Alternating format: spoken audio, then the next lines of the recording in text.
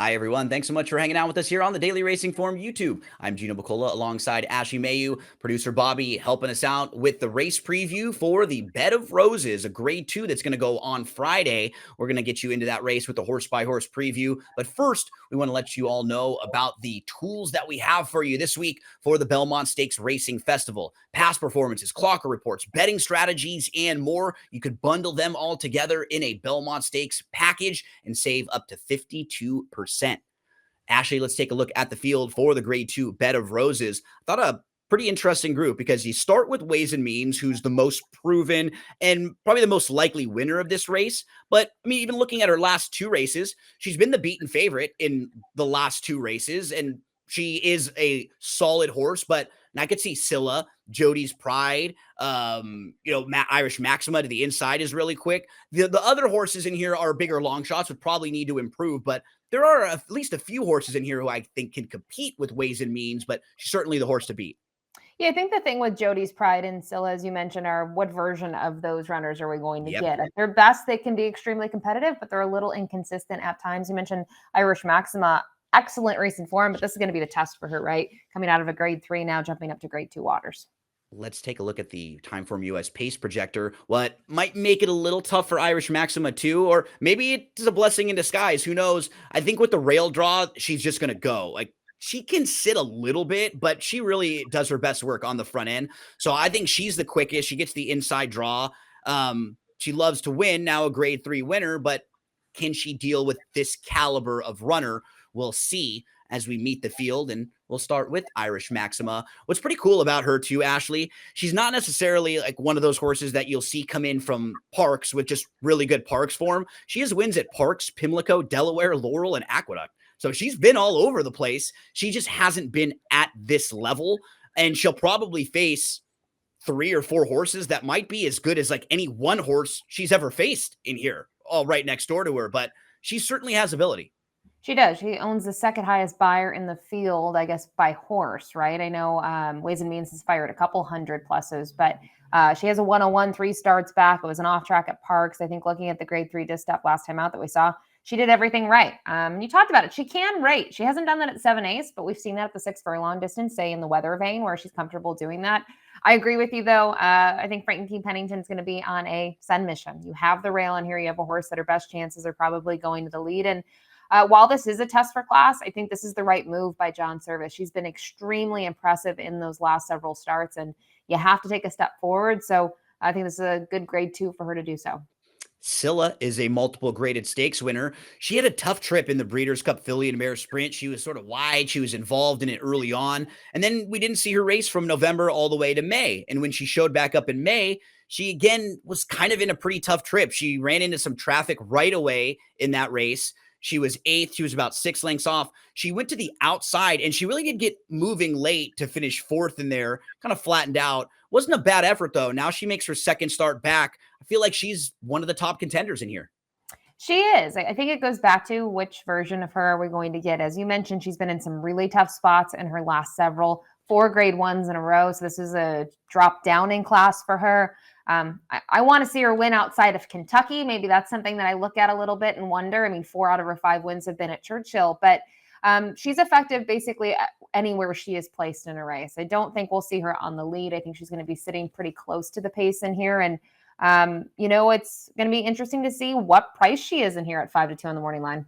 Ways and Means was the beaten favorite in the Derby City Distaff, but she still ran well in there. She earned a 102 buyer speed figure when finishing 3rd. It just shows you how strong that race really was. And she did have to negotiate some traffic. She got an opening. She shifted to the inside, thought it was solid. And it was also her first start of the year. Just like Scylla, she didn't race between the Breeders' Cup Filly and Mare Sprint and the Derby City Distaff. So she could take a nice step forward second start off the bench here, Ashley. And I think she's a little further back than she preferred last time out. I wonder if also that combined with the fact it was an off track, I think worked against her a little bit. And obviously Copion was very, very impressive, drawing clear by 3 in there. But she's simply the horse to beat. You look at the resume, you look at the streak of wins that she had last year, 2 of them which are at Saratoga, and they were crazy. A 104 in that first level allowance. She came back in the test 2 months later, ready to roll, and another really big performance from her. I mean, look at the half in that race, and she's pretty close to the action. So I think based on her last two, I think against this group, she is going to be closer, and that's going to put her in the perfect spot. For Jody's Pride, you have already hit this nail on the head. Which Jody's Pride are we going to see? Early on in her career, her first 4 starts, she's one of the best horses in the division. She's towards the top of the group. Then she sort of tails off for a while, and we're not really sure what to expect from her. They throw her on the grass. She's off for a while. She runs really well in the inside information. Then in the Zeri, she just completely misses the break. Actually, she stumbles. She comes back in the Ruffian and just gets a great trip. And she has ability when she can sit a nice trip. She's gotten herself into some trouble. She's probably been a little bit unlucky, but overall, she's a very, very talented horse. I'm hoping now that putting races together, we'll be able to see the best version of Jody's Pride.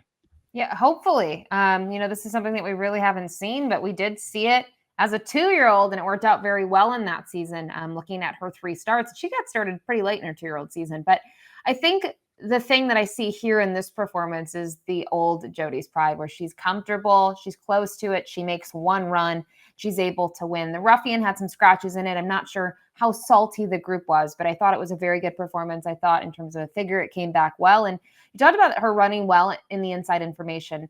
I think the thing to consider with that race is, because I've looked at it both ways now and I've been on different sort of takes on it, it's better than it looks. I know she gets passed by both Mystic Lake and Emery, but there were a ton of scratches in that race. It was a compact field, and the top 3 were much the best. And I think it came down to strategy a little bit, and she was outgunned late. Yeah, they were kind of moving in and out. Like, she moved early. Emery was on the outside. It was a small field where they were kind of jockeying, but I thought she ran pretty well. If she can kind of get to that form, she fits in here. Justique is a multiple stakes winner. She just didn't really fire last time out in the Madison. It was probably a little too tough for her, but she was only 7-2 in that race.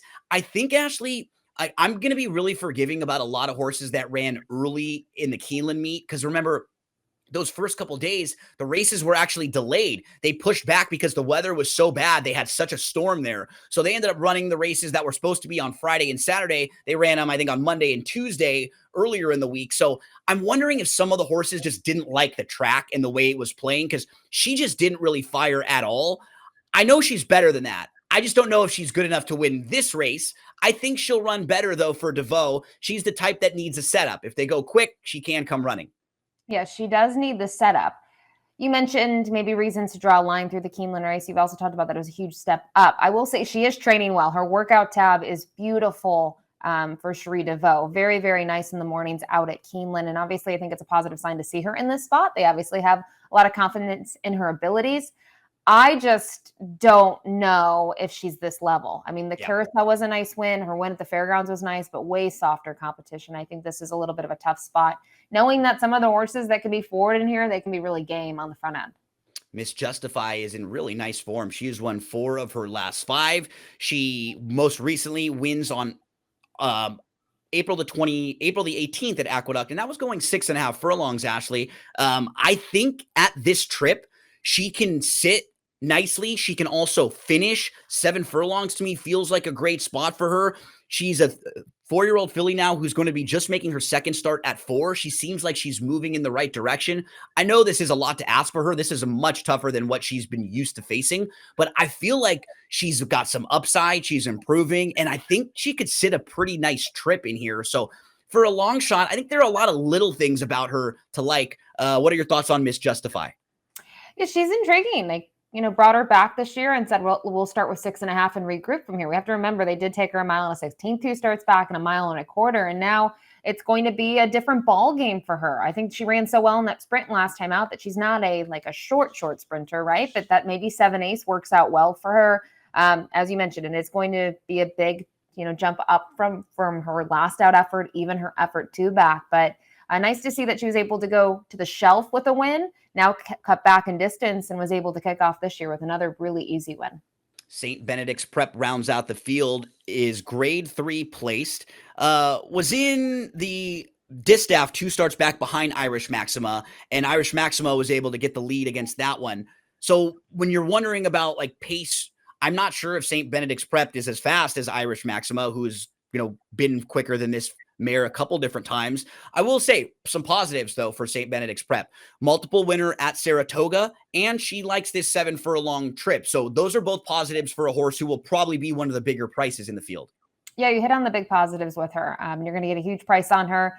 I think my concern is Irish Maxima has finished in front of her twice, and that's both been at the 7/8 distance. Same sort of situation here. And I'm not going to discredit her. She's a hard trying mare. She really tries every single time, but she's just not winning enough, especially this year. You can see a lot of runner-up placing. So it's a little tough to use her against some of the others. Ashley, let's go to selections now. Who are you going to stack on top in this one? I'm a chalk-eating weasel. I'm going to go with the 3 in here, Ways and Means. I think she is the horse to beat. I thought about using the 4, Jody's Pride, to beat her based on the fact I think now we're going to see her in those consecutive starts. She loved her ruffian performance, but ultimately for Ways and Means, this is a drop in class. 2, 3, 4, both in the mix for me and Ashley. I'll take a swing and throw one downfield with Miss Justify. I like the form that she's in. I think she can sit close. I'd love to see her sitting like third. If Irish Maxima goes, if St. Benedict's Prep goes, and she can sit right behind them. She's proven at Saratoga. I don't think distance will be a problem. She'll need to step up, but I think she'll offer really nice value for us, maybe double-digit odds in here. So I thought a very competitive bed of roses where Ways and Means is certainly the horse to beat, but the next tier of runners are really, really talented fillies and mares that also can make some sense. So we wish you the best of luck on Friday playing the Grade 2 bed of roses.